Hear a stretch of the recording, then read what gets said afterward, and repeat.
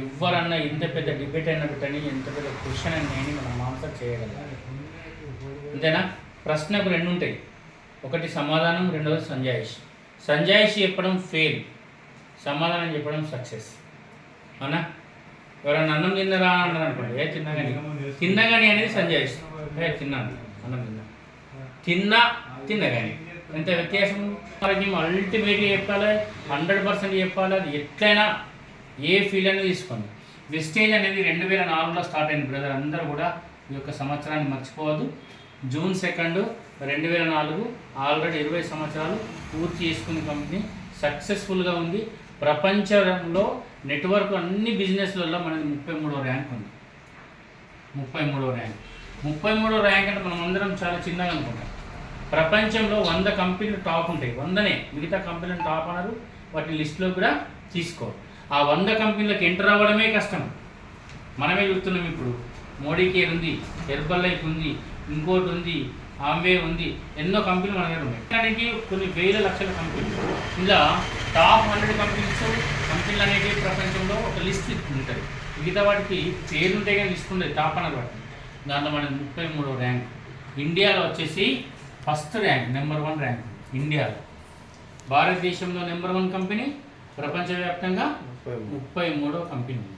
మన ఎందుకు ఫస్ట్ కాకూడదు అంటే మనది 10 సంవత్సరాలు అవుతుందండి, 20 ఏళ్ళు. 20 ఏళ్ళలో 33వ స్థానానికి వచ్చిందంటే గర్వకారణం అంటారు. అవునా? అసలు టాప్ 100లోకి ఎంటర్ అవ్వడమే చాలా కష్టం. బేసిస్ మీద మన కంపెనీ డిపెండ్ అయి ఉంటుంది.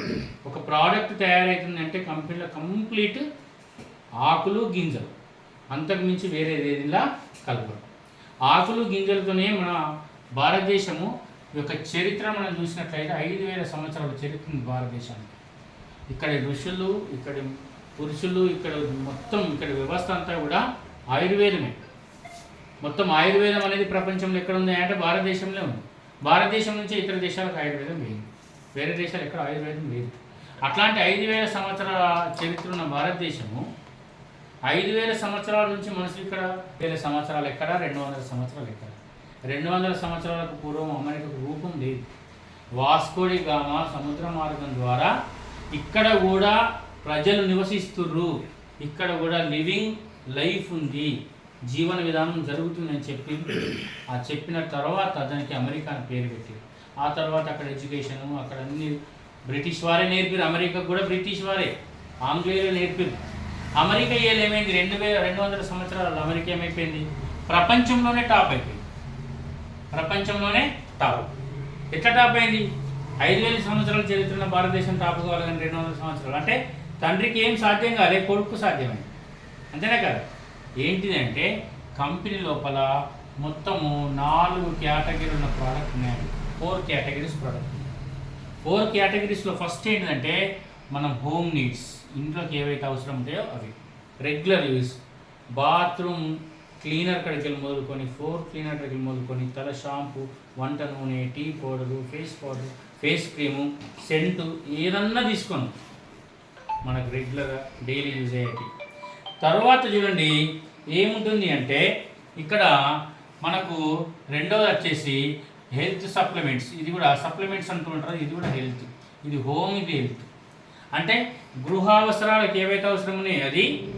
తర్వాత ఏముంటుంది, ఇది ఎవరైతే ఆరోగ్యపరమైన సమస్యలు ఉంటారో వాళ్ళకు సప్లిమెంట్స్ ఉంటాయి. మూడో కేటగిరీ ఏముంటుందంటే అగ్రి ప్రోడక్ట్ ఉంటుంది. అంటే అగ్రికల్చర్లో అంతా మోసమే, అంతా మోసమే. అగ్రికల్చర్ అనేది సేంద్రియ విధానంలో రావాలని మన కంపెనీ అగ్రికల్చర్ ప్రోడక్ట్ని కూడా టేకప్ చేసింది. ఇక నాలుగోది ఏంటిది అంటే జనరల్గా నాలుగో అంశం ఏంటిది అంటే ఒక్క నిమిషం చెప్తాను. మీ డ్యూటీ కేర్ ఏంటంటే మనిషికి అందం అనేది చాలా అవసరం. ఒక మనిషితో మాట్లాడాలంటే కూడా అందం అవసరమే. ఒక మనిషిని నమ్మాలంటే అందం అవసరమే. ఒక మనిషి ఇన్వైట్ చేయాలన్నా కూడా అందం అవసరమే. ఆకర్షణ అనేది లేకపోతే ఎవరు మన దగ్గరికి అంత అగ్లీగా ఉన్న ఒక పీపుల్ వచ్చిందనుకోండి మనం కూర్చిస్తామా, బాబు కొంచెం పక్కకి జరగవే అంట. సో అందం అనేది కంపల్సరీ మనిషికి అవసరం. ఈ అందానికి బ్యూటీ కేర్ అంటే మనిషి లోపల ఏది వల్ల, ఏ విటమిన్ వల్ల, మనిషి లోపల ఏ ఆహార పోషక విలువల వల్ల లోపం వల్ల అందం పోతుందో ఆ ఆహార పోషకాలన్నీ కూడా మన కంపెనీ సబ్స్టిట్యూట్ చేస్తుంది. అంటే